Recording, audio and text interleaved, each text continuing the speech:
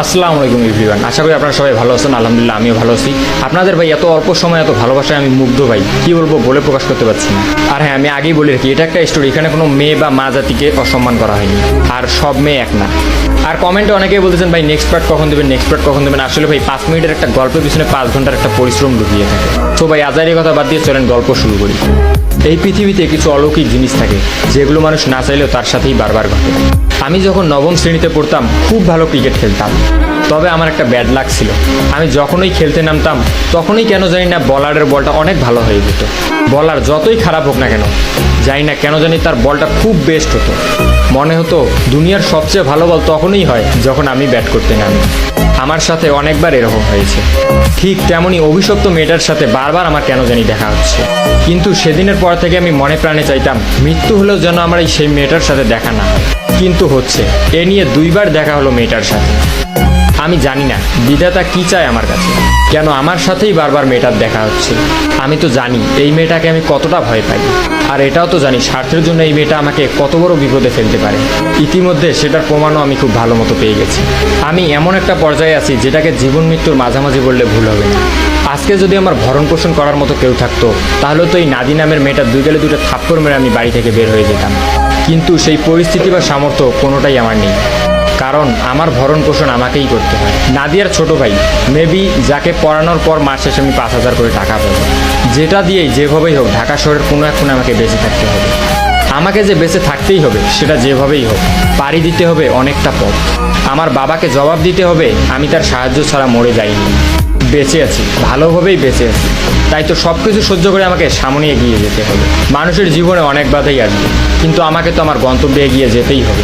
শুধু আমি যে অবাক হয়েছি তা না, আমাকে দেখে নাদিয়াও কিছুক্ষণ হা করে তাকিয়েছিল। আমি বুঝতে পারছিলাম সে তো এভাবে আমাকে প্রত্যাশা করেনি। সে কোনোদিনই ভাবতে পারেনি যে আমার সাথে তার আবার দেখা হবে। তবে কেন জানি মনে হলো সে আমাকে দেখে খুশিই হয়েছে। তখন ওই বড় ভাই বলে উঠল, নাদিয়া, ওর নাম আমিনুল, আমার ছোট ভাই, খুবই ভালো ছাত্র, এবার ঢাবিতে চান্স পেয়েছে তোমাদের ডিপার্টমেন্টে। আজ থেকে এই তোমার ছোট ভাইকে পড়াবে। কথাগুলো বলে বড় ভাই চলে গেলে আমি নাদিয়ার সামনেই দাঁড়িয়ে রইলাম। কিছুক্ষণ পরেই মধ্যবয়স্ক এক মহিলা এসে নাদিয়াকে বলল, ছেলেটাকে সোহানের রুমে দিয়ে আয়। উল্লেখ্য, এখানে সোহান হচ্ছে নাদিয়ার ছোট ভাই। কথা বলেই মহিলাটি ভিতরে চলে গেলেন। কিছুটা হলো আন্দাজ করতে পারলাম এই মহিলাটি হয়তো এই বদমেজাজি মেয়েটির মা। প্রথম দিন এমনিতেই পড়ানোর ইচ্ছা ছিল না, জাস্ট পরিচয় হয়ে বাসা চলে যাব এইটুকু। কিন্তু ছাত্রকে দেখে মনে হলো সে নতুন স্যার পেয়ে অনেক খুশি, সে আজ থেকেই পড়বে। তাই বাধ্য হয়ে তাকে পড়ানো শুরু করলাম। পড়ানোর সময় লক্ষ্য করলাম নাদিয়া বারবার দরজার ফাঁক দিয়ে আমাকে উঁকি মারতেছে। আমি ঠিক এটার কারণ বুঝতে পেলাম না, কারণ আমি সবসময় এই অভিশপ্ত নাগিনটার কাছ থেকে দূরে থাকতে চাই।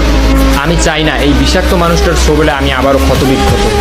বড় ভাইদের কাছে অনেক টিউশনির গল্প শুনেছি, যে বাড়িতে ছাত্রের সুন্দরী বোন থাকবে সে বাড়ির মতো টিউশনের মজা অন্য কোনো বাড়িতে পাওয়া যায় না।